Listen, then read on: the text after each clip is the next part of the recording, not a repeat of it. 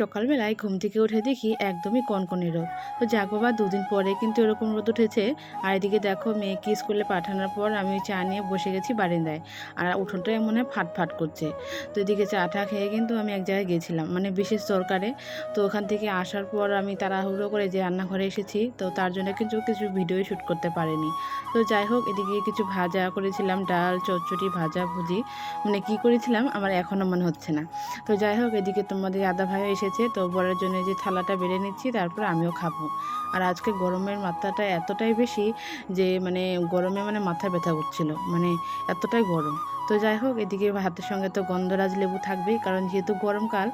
তো ওইদিকে খাওয়া দাওয়া করে তো একটু ঘুমিয়ে পড়েছিলাম। ঘুম থেকে উঠেই দেখি, দেখো অন্ধকার হয়ে এসেছে। তো তাড়াতাড়ি দেখো, ঘরটা তো আগেই ঝাড় দিয়ে নিয়েছি, তারপরে যে উঠোনটাও ঝাড় দিয়ে নিচ্ছি। কারণ এই বৃষ্টি পড়লে না ওই পাতাগুলো আটকে ধরে, তখন কিন্তু আর ভালো করে ঝাড় দেওয়া যায় না। তো আর কি, বৃষ্টি নামার আগ দিয়ে কিন্তু আমি উঠোনটা ঝাড় দিয়ে নিচ্ছি।